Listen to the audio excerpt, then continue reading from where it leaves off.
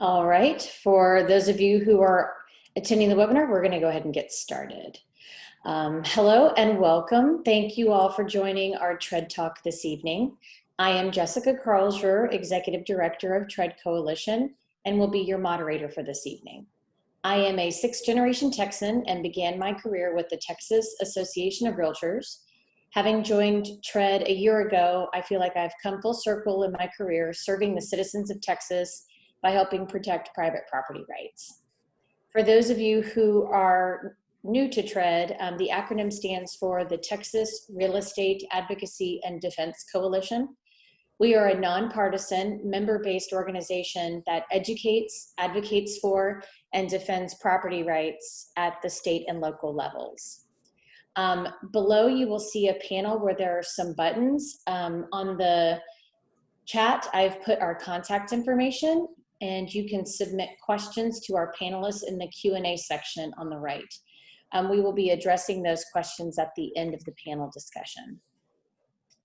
TRED Talks is our newest educational programming connecting landowners, experts, legislators, and the general public on issues affecting rural landowners across the state.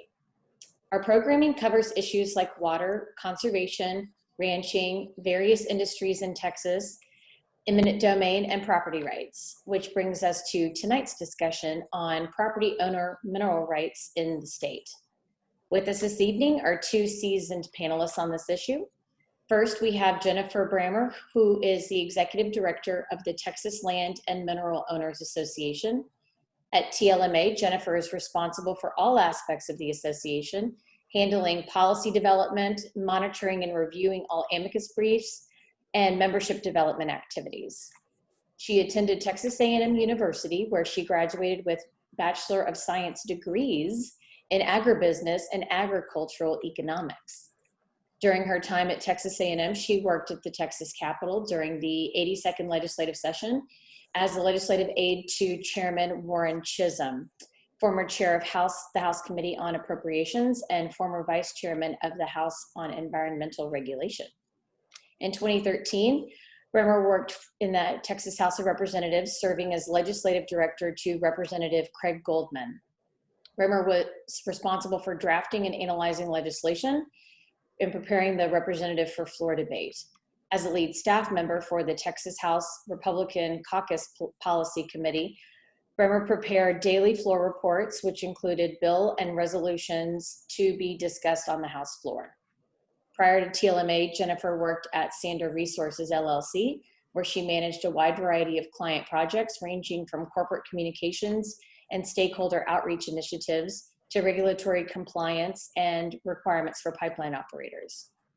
Born and raised in Waller, Texas, she currently lives outside of Austin with her chocolate labs, Banks and Frank, and in her spare time enjoys trying a new recipe, fostering a new dog or two, and giving back to organizations like Rodeo Austin. Next, we have John Collier, who's the president of the Texas chapter of the National Association of Royalty Owners and a mineral manager at Texas Pacific Land Trust, who has more than 14 years experience in the oil and gas industry. John oversees TPL's royalty and mineral assets with interest in over 550,000 acres and thousands of producing wells located in 17 counties in West Texas. Prior to his career at TPL, John worked as a landman and has extensive experience in the Barnett, Eagle Ford, and Permian basins, and has exposure to East Texas, the Anadarko, and DJ basins. He is involved with various other mineral rights organizations and is a certified mineral manager and a registered professional landman. In 2015, he began participating in wells and has non-operated working interest in more than 25 wells in the Western Fort Worth Basin. John was raised in a ranching family in Stephenville, Texas, and has handled all immediate and extended family mineral and surface oil and gas negotiations for more than a decade. He's a graduate from Texas Tech, has a lovely wife, Sarah, and 2 children, and they live in Weatherford, Texas. When he's not working, John enjoys spending time with his family, hunting, and fishing. Thank you both for being here tonight and participating in this panel. Thanks for having us. Since TRED Talks are educational and informative, I'd like to start the evening off by each of you telling the audience a little bit more about your organization and the work that you do for landowners. So Jennifer, I'll start with you. Okay, sure. Well, thank you for having us this evening. The Texas Land and Mineral Owners Association is a little bit newer of an association. We're coming right upon 21 years. We focus on private property rights for the surface owners as well as the subsurface owners. So our members are people that own both, and then or either the surface or the minerals. We have about 900 members. We cover all facets of advocacy. We do legislative work, regulatory work, and judicial work for our members. And we focus on big picture items to ensure that all of our members are represented.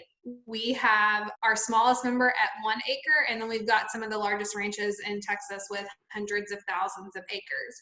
So it's important to us for all of those people to have the same rights and fairness in negotiating and kind of ensuring that we protect all the laws that are in place.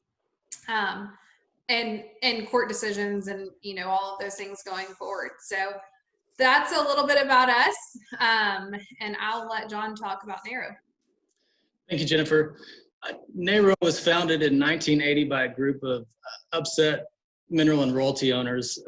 There's about 500 of them who were upset about a proposed windfall profit tax, that many of them were going to see a 70% hit on their royalty revenue because of the tax. So they organized and formed NARO and ultimately beat the bill. That's in a nutshell. It's a long, interesting story. If you want to read, it's on the website. NARO's mission is to advocate, educate, and support mineral and royalty owners. We're the only organization that focuses solely on mineral and royalty owners. And we advocate by proposing change, supporting change with the Texas legislature. And in normal years, we'll have a state and national convention. NARO has 11 state chapters and a national chapter.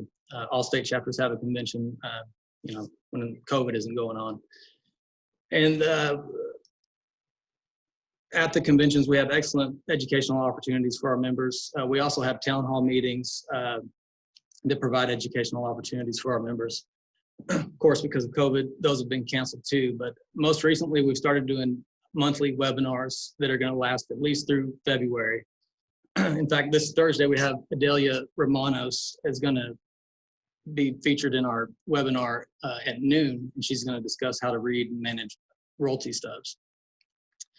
The NARO Foundation offers a Certified Mineral Manager certification. That's a series of tests that we have the associate and professional level. The associate level is more for the landowner or mineral owner that just wants to learn a little more about mineral management. And the professional level is a little more strenuous, more tests, more continuing education, but it allows you to use the CMM designation on your signature. So that's NARO in a nutshell. Great, well, thank you. So I'm sure many of us are familiar with or have heard about mineral rights, but what really constitutes as a mineral right? Well, first, people in the business don't really use the term mineral rights. We hear it all the time. You know, we just say minerals. You know, this person or that person owns the minerals.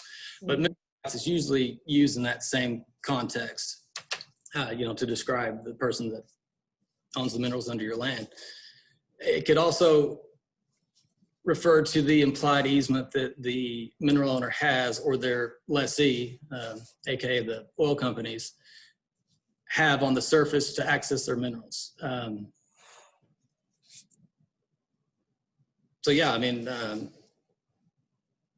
as far as types of mineral ownership, you've got the executive mineral owner, and they have the power to lease, receive bonus, receive rentals, even though they really don't pay rentals anymore. You have the non-executive mineral owner. They have the right to receive bonus, receive rentals, receive royalty, but they don't have the power to sign a lease. A common scenario we'll see is, you know, one person wants to sell a ranch and keep part of the minerals. The buyer says, you know, I'm fine with you taking half the profits, but I want full control of the ranch. So I want all the executive rights. So he has full power to sign an oil and gas lease and control exactly what's going to happen on that surface. Now, there's been some recent court cases where it's been determined that the executive owner could have a fiduciary duty to the non-exec. So if any of the viewers find yourself in that situation, you'll want to consult an attorney, because there are some potential liabilities with being the executive owner. Then we have a non-participating royalty interest. They do not have rights to bonus or rentals or to sign a lease, but they do have rights to royalty. And last, we have the overriding royalty interest, which the typical landowner doesn't own an override. There has to be a lease in place, and like I said, the typical landowner doesn't own an override in most cases. Jennifer, anything to add?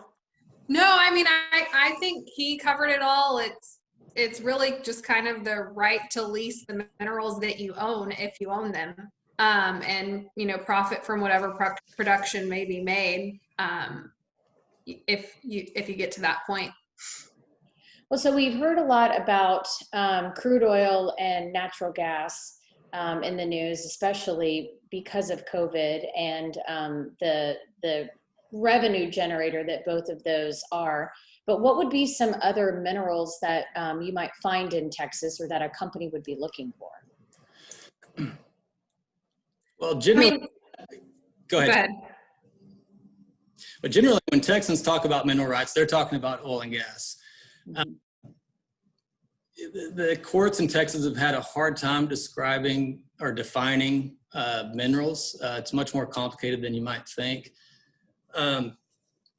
Prior to 1983, they had what was the surface destruction test, which is still the way I think of it, which basically says if you have to destroy the surface, an open pit mine, then that belongs to the surface owner.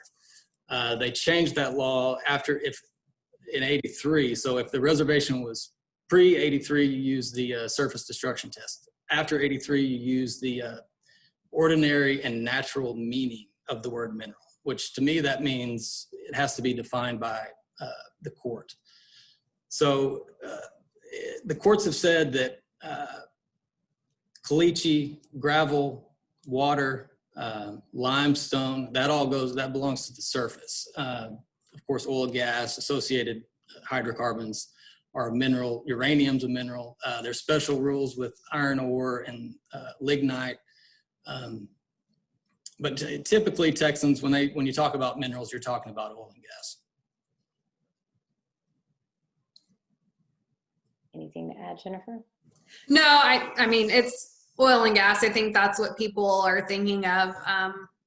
Like John said, it gets much more complex whenever you start getting into some of the other coal and lignite mining. The Railroad Commission does have regulatory authority over that industry too, but I think we're mainly talking oil and gas. Mm-hmm. Well, so how would a landowner go about finding if they had minerals, and what kind of minerals they would have on their property outside of what you had said, like a surface destruction? And how would they know that that is an option for them? Well, you could hire a third-party geology firm to do a study on it. They could do something from their desk that probably wouldn't be too terribly expensive, just kind of looking at what's in the area. For a little more money, they'd put boots on the ground and not just look at potentially oil or gas or other minerals, but what other resources you might have, such as caliche, gravel, etc., on your surface. Of course, if you wanted to spend more money, you could have a seismic test done.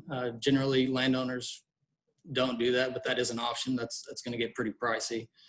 But the first step, I always take, and I think most landowners do, is just good old-fashioned closeology, and just look on the Railroad Commission GIS map and see, are there wells close by? Have dry holes been drilled on your property? Dry holes around you? Just get a general feel, and then I think most landowners just use the approach of if I have something, they'll come knocking, which is usually the case. You know, if someone thinks there's oil or gas underneath you, they're going to want to come lease you and explore that. Well, my family being landowners themselves, I know the importance of holding on to the rights of the minerals on your property. So would there ever be an instance that a landowner should sell?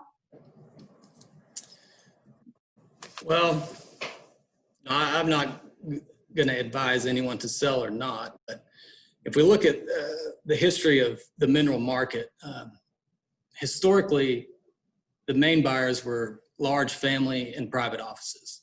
You know, a discovery well would get drilled in whatever county, they would send a buyer or two out there. And the rule of thumb back then was you pay 3 times the lease bonus price to purchase minerals. So if, you know, years ago, bonus price was $100 an acre, they'd come in and offer $300 an acre to buy it. And a lot of minerals were sold and bought this way. Of course, there was a lot of hurt feelings and, you know, hurt pride when someone sold and then their neighbor who didn't sell got a well, and, you know, their first check was 2 times more than the entire purchase price. So then you started, you know, you hear the old timers say, never sell your minerals. And a lot of people today still live by that. You know, they're not going to sell no matter what. But what we've seen the last 15 years with the advent of horizontal drilling and hydraulic fracturing, a lot of big public mineral companies have come out and really started placing a high value on these undeveloped minerals. We saw successful IPOs from Viper, Brigham, and then, you know, here in the last 10 years or so, we've seen billions of dollars from private equity come into the market and really drive up prices. And so now all of a sudden you have undeveloped minerals, and, you know, you're getting offers for, you know, if you're leased at 25%, maybe $40,000, $50,000 an acre. So somebody owns 20 acres and they get $1 million offer. Well, that's, you know, that's going to get a lot of people's attention. And a lot of people sold at those high prices and probably got more than they were worth, a lot more than they were worth. So the reason people sell, you know, they may want to pay off debt. They may want to, you know, there's a million different reasons people might need money to diversify, you know, whatever. So, you know, like I said, I'm not here to tell anybody to buy or hold, but I will say if you're interested in selling, make sure and consult with your attorney. Do your due diligence, because you don't want to sell today and then next week find out there's a rig on the property with 8 new permits. So just be cautious. Yeah, I mean, TLMA takes that same stance. We're certainly not in a position to evaluate people's personal decisions on whether or not they need to or should sell their rights. But I definitely agree with John that the industry really has changed in the last few years regarding who is buying the minerals now, and there are a lot more options than there were, you know, even 5 years ago, as far as kind of the financially backed firms that are buying them up now. So it's a little bit different of a ball game, I think, than it used to be. And now post-COVID, you know, we have about a 65% decline in the number of rigs in the state. So the value of undeveloped minerals has really plummeted lately. So if you're a mineral owner and you're getting calls from buyers in today's market, you probably have permits on you, a rig on you, or ducks on you, which are drilled and uncompleted wells. So if you're getting high offers today, really do your due diligence and understand what it is you're selling.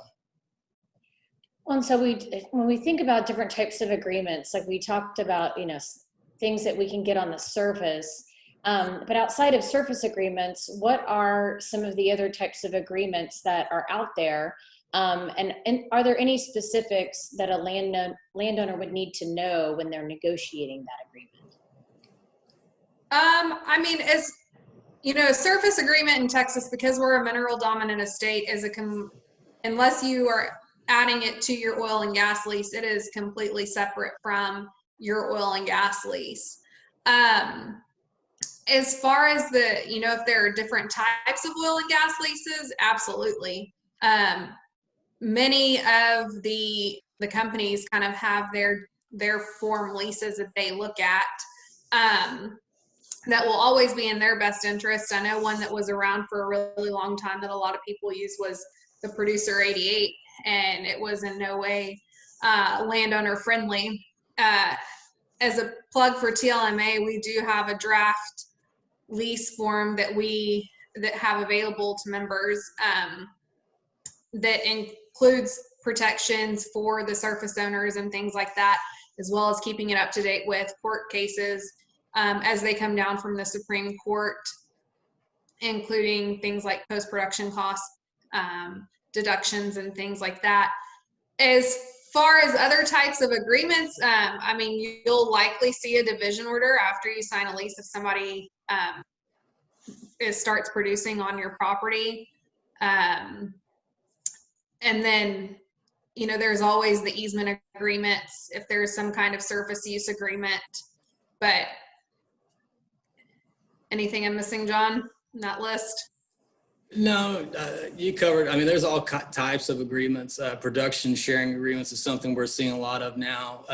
You know, a lot of these plays were built on, the units were built on 1 mile laterals, you know, that they were drilling 8-10 years ago. Well, now they're coming in, they're drilling 2 mile laterals. So instead of reconfiguring that unit, which is an accounting nightmare from the operator side, they're drilling allocation wells. So, you know, we'll say unit A and unit B below it, they allocate the production to each unit. So that's what the production sharing agreement says is, hey, we're going to drill this well. Whatever the footage is of treated wellbore on your tract is what you'll be paid on. So I've seen a lot of those, and I think it's confusing a lot of landowners because they're relatively new. Ratifications of oil and gas leases, we're seeing a lot of those. And I will say on the surface agreement, from my experience, it's not in the interest of the landowner to sign a surface use agreement where it spells out everything they can do, the price they're going to pay. You know, it may sound good in theory and look good, you know, when the landman brings it to you, but usually it's better to not give them a blanket agreement and have them come to you every time they want to do something, because you don't want to be setting on a price when your neighbor's, you know, got 3 times that much down the road. So that's my opinion on surface use agreements. Well, yeah, and a follow-up question on that Jennifer touched on, you know, TLMA has recommended agreements. And so, you know, landowners are left to negotiate with those who want to have access to their property. So it sounds like, you know, the industry has standard agreements and then you all have recommended agreements, but, you know, how likely is a company to accept the other agreement? And how does the landowner know about some of those protections that can be built in? To your point, John, to where they have to access the property every time. They don't really set a lot of things in stone, so they have to constantly work with the landowner since they are a steward of those minerals. Well, you should always consult with an attorney on these agreements. And it, you know, it really just depends on how much negotiating power you have. If you own 5 acres, you know, and you're leased to company A, company A comes to you, and let me back up. It depends. If a oil company comes to you and wants to do something or tells you they're going to do something, the first question you should ask is, are you operating under lease rights or are these off lease rights? If it's lease rights, whether you own the minerals or not, you know, they have the right to be there. If it's off lease, you know, they want to put a road through you, a gathering line, a pad location, and it's off lease, you've got all the negotiating power. If it's on lease, they have the right, you know, to do it. Most of them will pay voluntary damages. We'll work with you to a certain degree, but they've got the upper hand. But if it's off lease, the landowner has the upper hand. So it really just depends on the circumstance. Well, so the next thing would be to explain how a lease can be bought and sold between companies and what that means to a landowner. I know, like personally, my great grandfather signed a lease, and it's just been bought and sold, and so it's locked into the same price. And I'm not sure if there's a way for the family to negotiate some of those things, or how kind of walk us through what that looks like and how a landowner can insert themselves, because obviously things have changed. There's a desire for more minerals these days, but where a landowner can kind of have a place at the table to negotiate, or are the leases locked, and what are some options for them? Typically, if it's held by production, it's pretty much locked in unless they come to you and need something. An example, my grandmother, before she passed away, signed an oil and gas lease and an interest she had in West Texas. After she passed away, the oil company called. She had a 20% royalty. The oil company called, said, hey, we meant to exercise this option on this lease. We didn't do it. We want to exercise the option.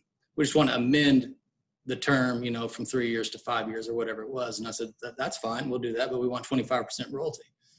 And they fought me on it. But at the end of the day, we got it. But as far as buying and selling leases, when you asked the question, I thought of, from about 2005 to 2015's time period, I called the Great Land Grab. Started in the Barnett Shale. They started drilling horizontal wells, successfully fracturing them.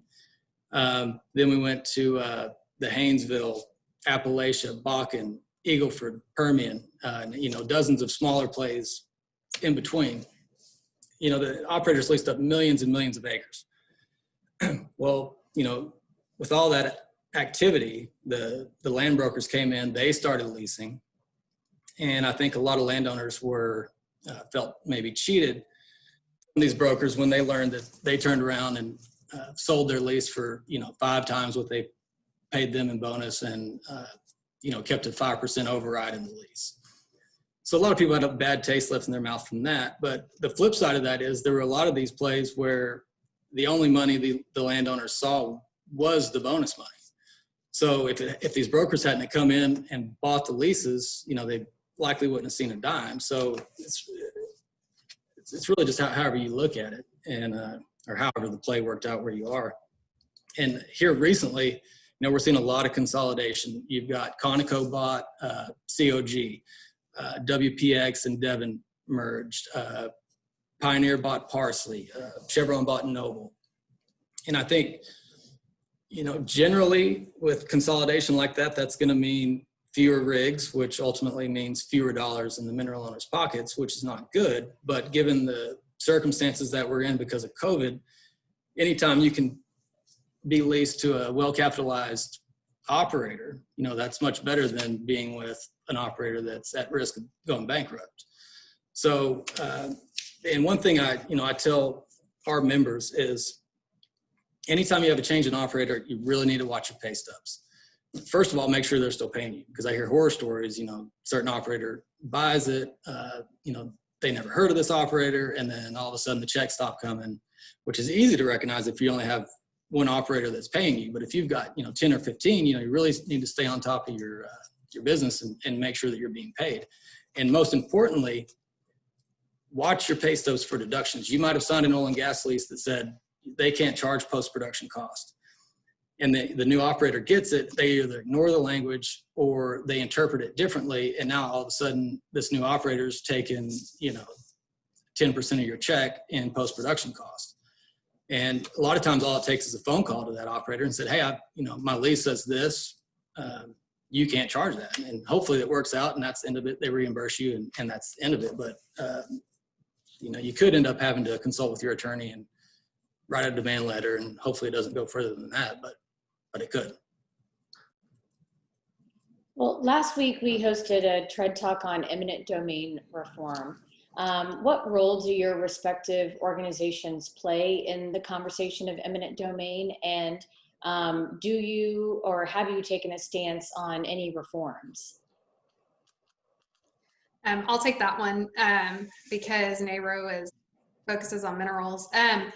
So TLMA is part of the coalition that was mentioned last week. As those guys also said, they definitely take the lead in it. We are supportive of their efforts and have always been and always likely will be. We, TLMA focuses on the big picture. Like I said earlier, we want to make sure that the landowner that's got 1 acre has the same rights as the person who has, hundreds of thousands of acres. Now, in reality, do we realize that if a company's looking to come miles across your property, are you going to have a little bit more negotiating power? Absolutely. But it's important that that distinction is not made in statute or anything, along those lines. So we follow that very closely. We are very supportive of reform of the process. We think it needs to happen. But we need to ensure that landowners have the ability to negotiate as well. We don't want the laws to become so prescriptive that you lose the ability to negotiate. So we are supportive. We'll likely always be supportive.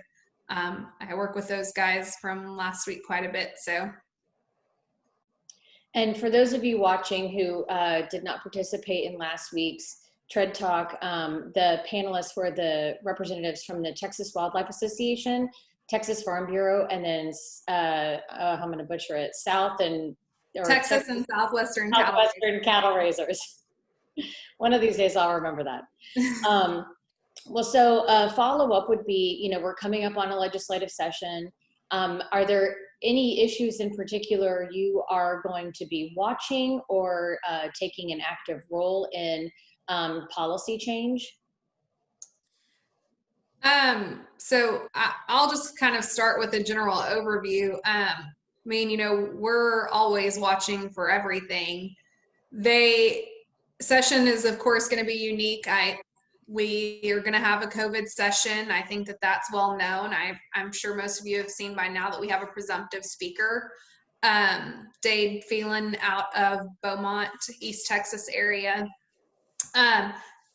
So in the past, things that we've followed have been everything from tax bills, eminent domain, but there are some specific things that we look for and that we're going to be watching for this session regarding bankruptcy.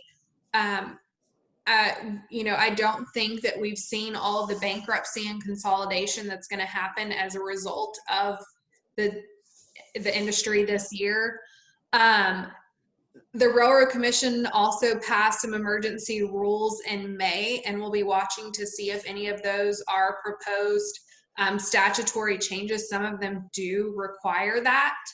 The one specific is inactive wells, and I hate to say that too loud because I haven't heard any rumblings, but they extended the time period for a well to be inactive, or a well to not produce before it's deemed inactive, which then sets in another set of regulations for the operator. We watch for title dispute bills. Minerals are considered real property, and so there are certain transactions that happen, and as they're passed down generation to generation or sold, as we've kind of talked about, pieces and parts can be sold of it. The surface owner can retain a piece of it and sell a piece of it. So there's some disputes from that have happened. We watch the budget for the Railroad Commission for their inactive well and their cleanup fund. We always support that. In the past couple of sessions, they have increased and gotten funding from the Economic Stabilization Fund to clean up a lot of that. I haven't looked recently, but Texas has an extensive list of wells that need to be plugged that are the state's responsibility now.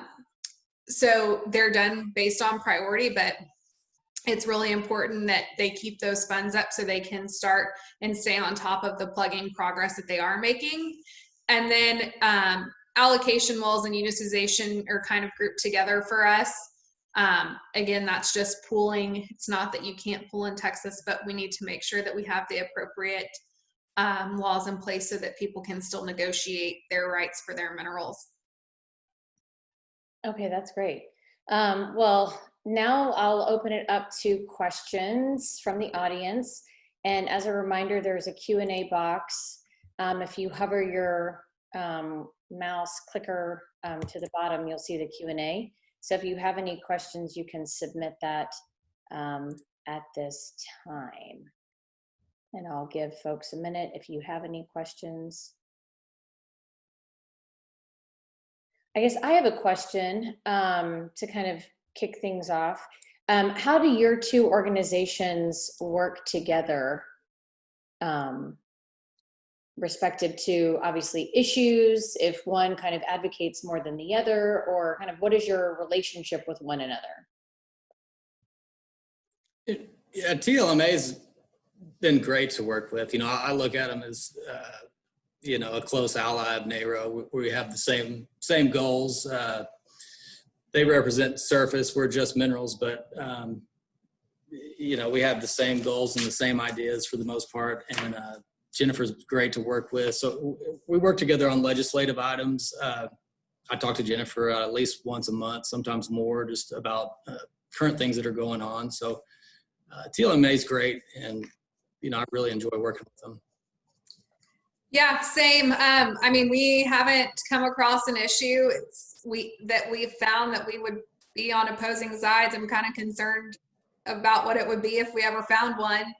Last session, we worked together and we passed a bill regarding some leasing issues that were happening, looking primarily elderly. We found some others, but they were being approached, and it was some bogus leasing that we needed to work on, and we got that done. So we worked together quite a bit.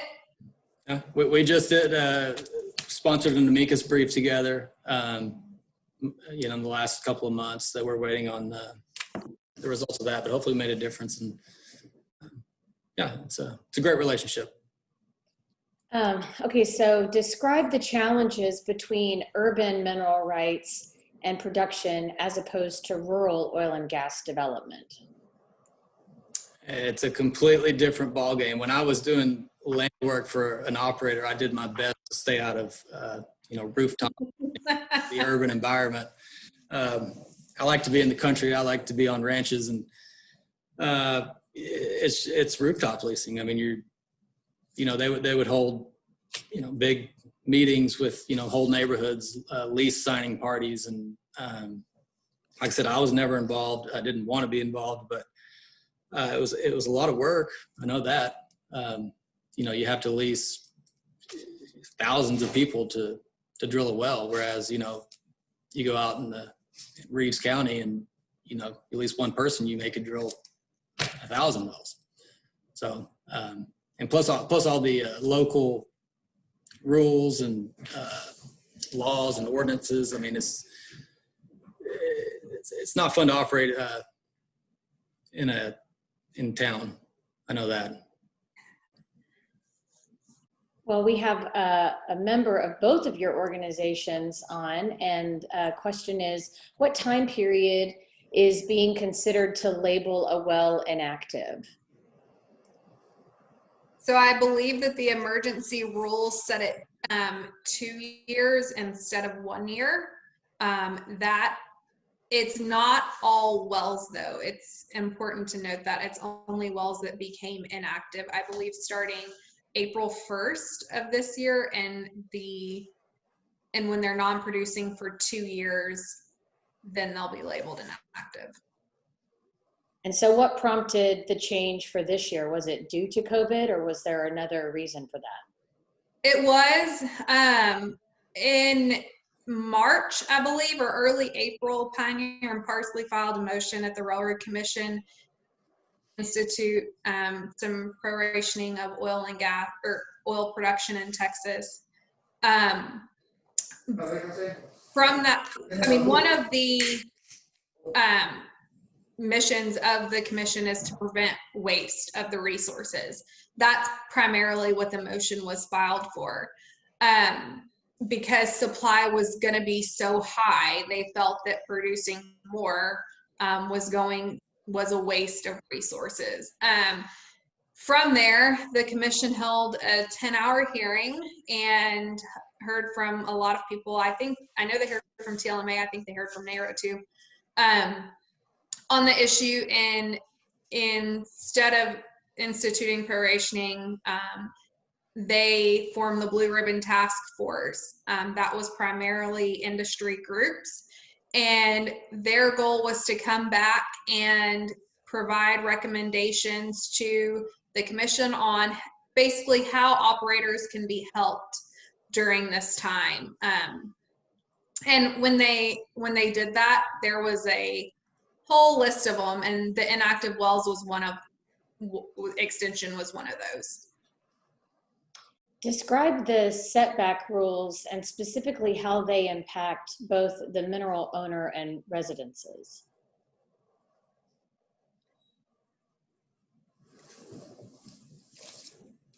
Setback rules. Jennifer, I'll let you take that one.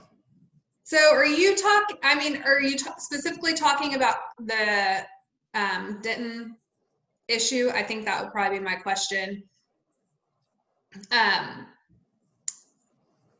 I mean, as far as that goes, it's how far it can be from your residence. I'm gonna pull that question back up.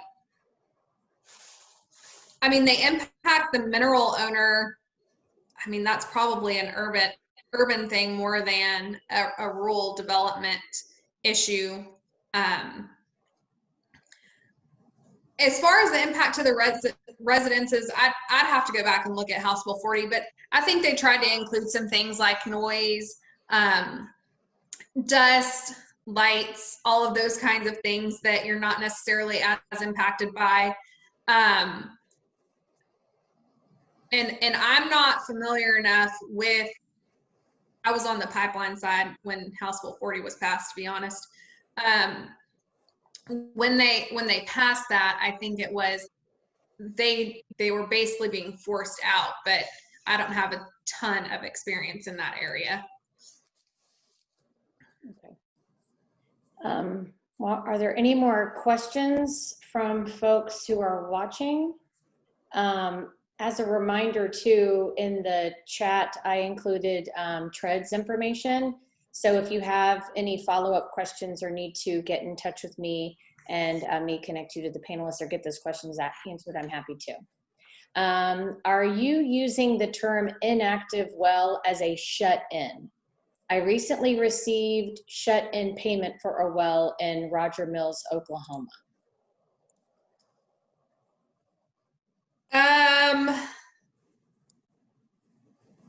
John, you may have to take that one. I'm meaning inactive, it's not producing. I'm not sure how the shut-in royalty provision plays into that. No, a shut-in, in my mind, shut-in is different than an inactive well. If it's shut in, you know, they have the right to shut in most leases for a certain amount of time and pay shut-in royalties, which holds the lease. And yeah, that's not an inactive well in my mind. So for those who are in the audience who don't know what the shut-in is, can you explain that? Well, most or all oil and gas leases have a provision that allows operators to stop production of a well or shut it in if really for any reason, but typically you think of it when prices get low and you know they want to shut it, especially gas prices get low and they want to shut it in away for higher prices, or they could shut it in for, you know, because they're fracking wells adjacent to that well. There's a number of reasons, but pretty much all oil and gas leases give the lessee the right to shut in a well. Okay. And is this going to be more common, but I'm not clear. I think she's talking about the shutting in of wells. Okay. I think absolutely, as long as, I mean, we saw it, especially whenever prices did. Yeah. When we got -40, you know, they were shutting in wells left and right. Now, from my understanding, most of those wells started producing again, but yeah, that's a perfect example. You know, during COVID, yeah, I don't have figures, but they shut in a large percentage of the wells in the state. I guess another question would be, where, or do you feel that within the industry and with minerals that there's an uptick again with the presidential election being over, and we're kind of watching stocks and people are starting to move about again, at least in some states, not in all. But kind of, do you have any forecasting as to what's to come in the next year within your respective industries or organizations? I'm a policy person, so I have no market forecasting experience over here. I mean, just my personal opinion, I think in 12 to 24 months, we're going to see a dramatic increase in the price of oil and gas just because of the lack of investment that's being out there right now. As far as the election, I think the federal lands are most at risk, which Texas has practically none. So, if they stop leasing or even stop allowing fracking on federal lands in, say, New Mexico, that's just going to drive rigs down to Texas. So that's good for Texans. Historically, the price of oil and gas does better under Democrats. So, I think the future looks bright. Great. Well, if there aren't any more questions from our audience, we will wrap up this evening. Thank you all for joining us. Many thanks to you both, Jennifer and John, for discussing the issue of minerals in the state of Texas with us. As a reminder, this TRED Talk has been recorded. Oh, we have another one.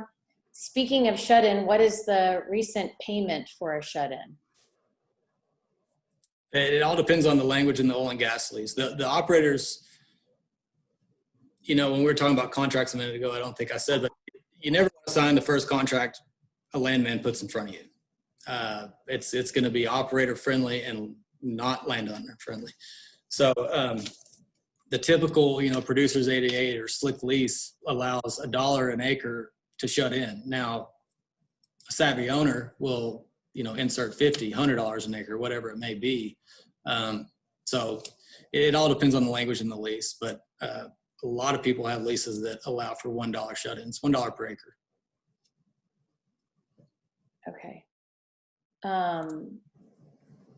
Well, the TRED Talk has been recorded, so you can go back and visit the talk on TRED's Facebook page. And as I mentioned earlier, feel free to reach out to me if you have any follow-up questions, and I'm happy to connect you with our panelists from this evening. Again, thank you all for your time, and I hope you have a great rest of your week. Thank you, Jessica. Thank you. Thank you both. I appreciate your time. And thank you all who were able to join us tonight. Have a good evening.